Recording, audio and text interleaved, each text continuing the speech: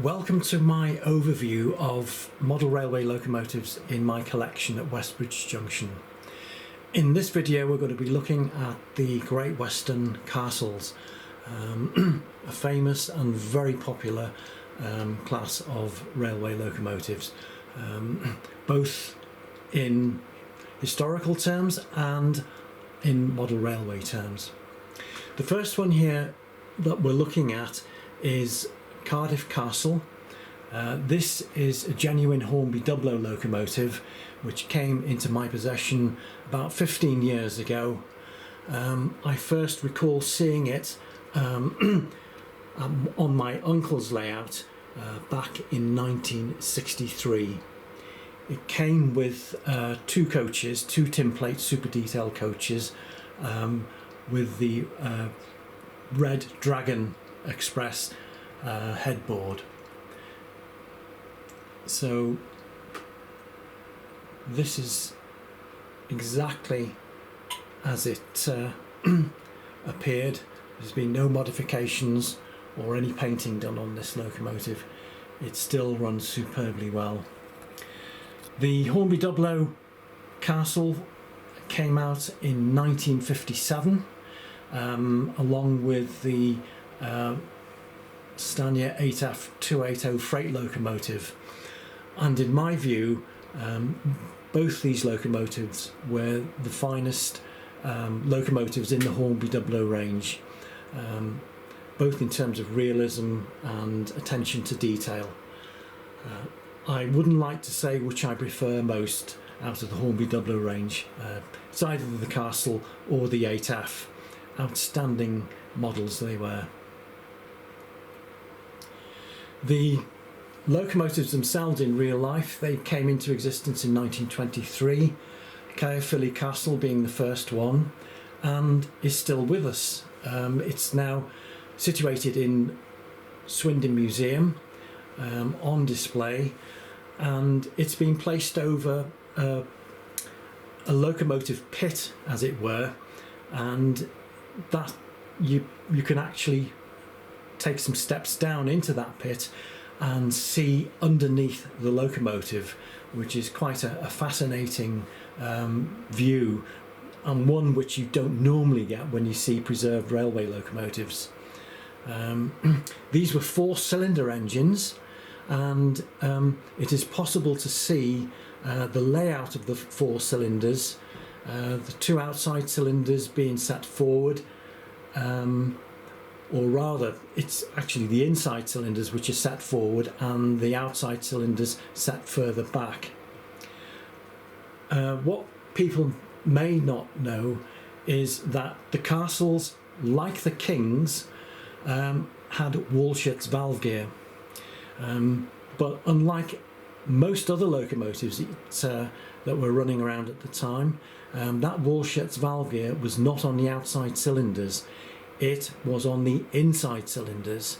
So you can imagine the complexities of actually getting the arrangement to sit in between the frames. The arrangement was such that spindles from the and accentuation levers from the inside cylinders operated the valves on the outside cylinders as well. So that made for some element of simplification, if not exactly the most amenable arrangement when it comes to maintenance. Needless to say, the locomotives were very successful, and they continued in production for a quarter of a century, the last one being built in 1951.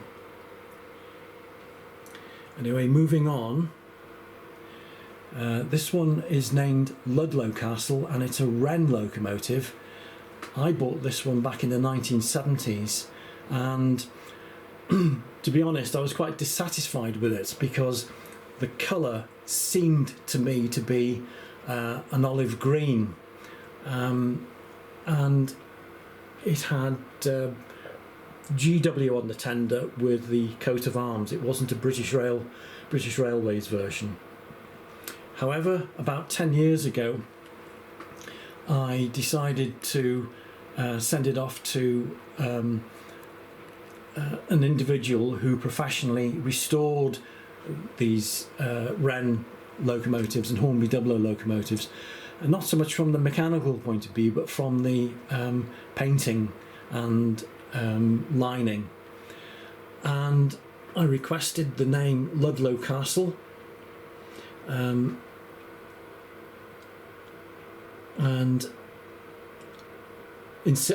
that's right, I insisted on the correct Brunswick green livery.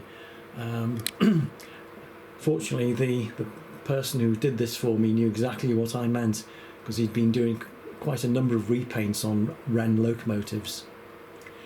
But looking at the model, we can see it's a lovely locomotive. Ludwig Castle in the Hornby-Dublo range was a 3-rail locomotive, but this being a Wrenn, it's 2-rail. Just a little aside, I've got the boxes here. This one is for Cardiff Castle, and I keep my uncle's locomotive in that, because that was Cardiff Castle that belonged to him. And the blue Hornby-Dublo box is for Ludwig Castle. The blue boxes were for 3-rail locomotives, and the red boxes were for 2-rail. They're not original. They're the boxes are actual replicas, but as you can see there, it's a way of actually helping them to be stored neatly. Anyway, moving on. This one, I got this one with the intention of again getting it repainted and rebranded, as it were. This one is Swindon, and 7037, I think. Yeah, 7037. This was the last castle to be built, and it was named in commemoration of Swindon works. This particular locomotive, I was quite pleased to find that when it arrived, that the colour was pretty good, and my thoughts and ideas about getting it repainted and relined, I put to one side, because basically it didn't need it. So all I did was to rename and renumber it myself, and the etched nameplates and number plates are by Fox, and it came with a transfer as well, which is the Great Western Railway coat of arms. I keep these locomotives in tip-top condition, and they still look splendid. A nice touch on the Hornby-Dublo and Wrenn locomotives is the actual copper cap on the chimney. It certainly makes the locomotives stand out.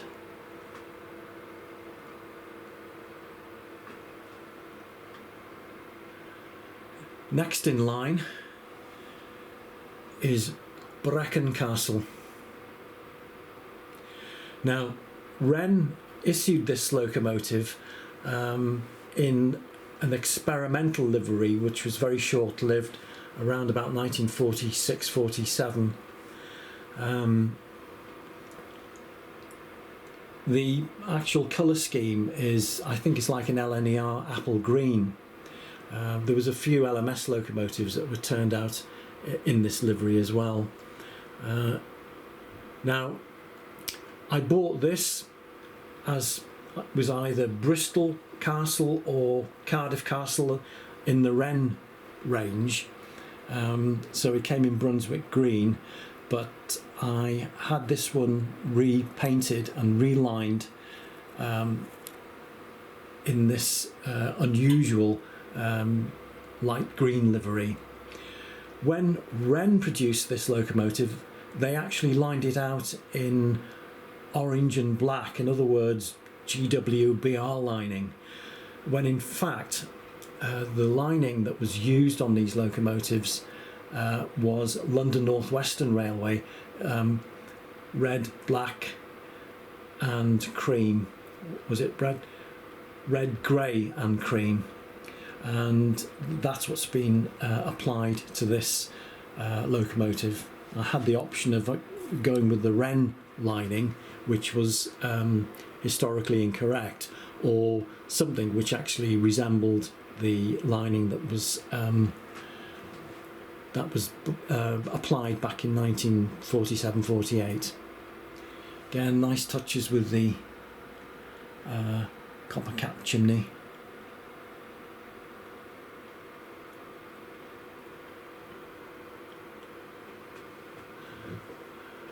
Another very fine looking locomotive, Windsor Castle. This is in the express passenger blue livery that was applied for a short time, round about from about 1949 to 51. I think one of the Hornby King's class locomotives has been had that livery applied to it. But this is a Wrenn locomotive. Again, a splendid example. They're still readily available from the usual sources, but the problem with them, either the lining is beginning to come away, or the blue tends to fade. It is a feature of this particular shade of blue that it does fade very easily. I was fortunate with this one in as much as it had been just stored, may have been on display, hardly ever used if at all. It is an absolutely superb runner. They are all superb runners. They're quiet, they're strong and they're powerful, and they have a very good presence on the layout. Again, the nice touches with the copper cap chimney. What I actually did with this locomotive, I was in two minds to do it, because it was, again, do I leave it in its original state or do I do something which I feel would make an improvement? People say that you shouldn't touch anything and change it if you want to keep its original value. Well, that may or may not be the case. At the end of the day, it's my engine, I'll do what I want with it. So in this particular case, what I did was I painted out the first version of the BR emblem that was on this, because in my opinion it was quite a poor rendition, and the colour was just wrong. It either faded, I don't know, it just didn't look right. So I painted it out and I applied the Fox transfer that you see on here, and as you can see it looks much sharper. It has a bolder look to it, and it stands out well. But lovely engines. I love the bright work on these locomotives. I keep them stored carefully, and it maintains the bright work. Every one I've overhauled myself. I've cleaned the motors, and even on the insides and the hook, the drawbar between the tender and the locomotive, I've polished to bright silver, so everything sparkles brightly on these engines, even on the inside. It's such a pleasure when you do take them apart, if you need to take the body off, and you see, you know, the state of the inside in such good condition. This next one is another one which has been repainted and relined. On this one it's been numbered and named Cardiff Castle, special holds a special place because in my life, because I used to spend holidays in my grandparents' guest house in a North Wales coastal resort, and Criccieth, where it has an old ruined castle overlooking the resort, and it juts out into the sea as well. It's about 2 or 3 stops before the end of the Cambrian line at Pwllheli. And I do remember in certainly early 60s watching the Cambrian Coast Express coming into Criccieth Station. Of course, it wouldn't be a castle. The castle would come off at Shrewsbury, and a manor or a BR Standard Class 4 would take over, and the whole procession would go on to Dover Junction. Train would be split there.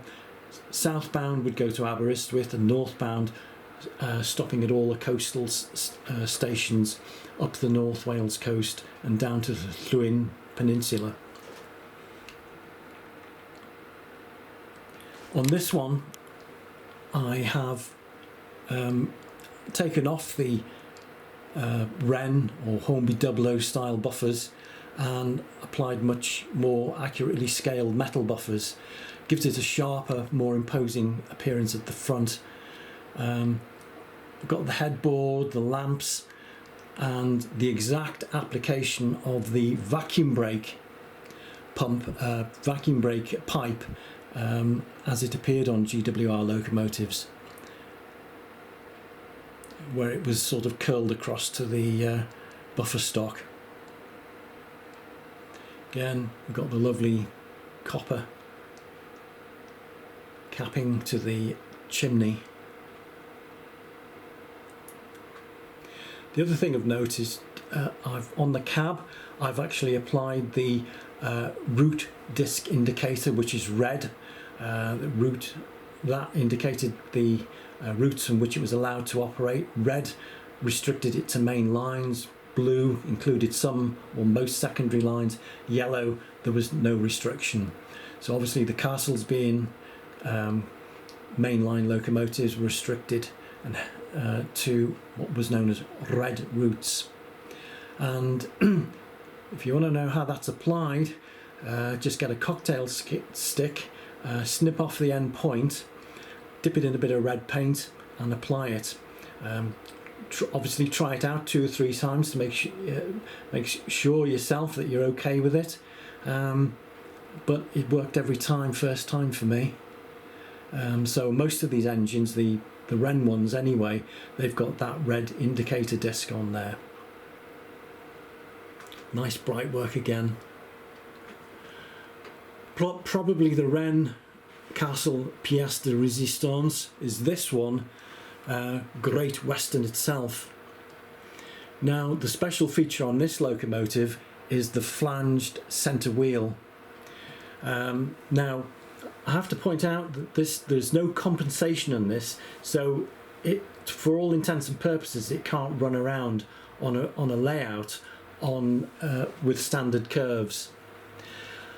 I have run this locomotive round on the outer line because I've got 4th curves on that circuit, and it'll just about go round okay, but I don't run it very often because I don't think it's doing it any good. It's really quite tight for that chassis and wheel set, so you know, that is a slight drawback to it.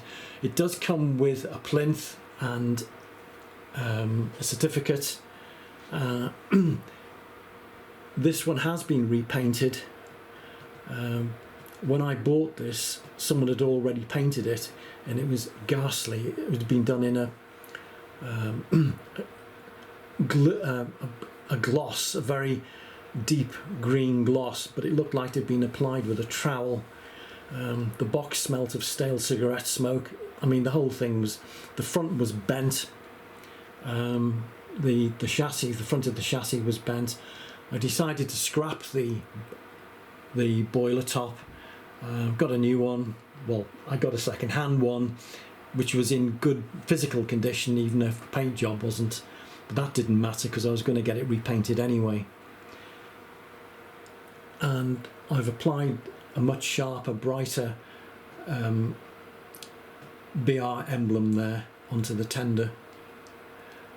And these are Fox etched number plate and nameplate. And as you can see, there's also the crest of the Great Western Railway on the centre splasher. I'm going to halt it there because I think I'm going to run out of time on this, so I'll just leave it there, and I'll see you in the next video for the rest of the collection.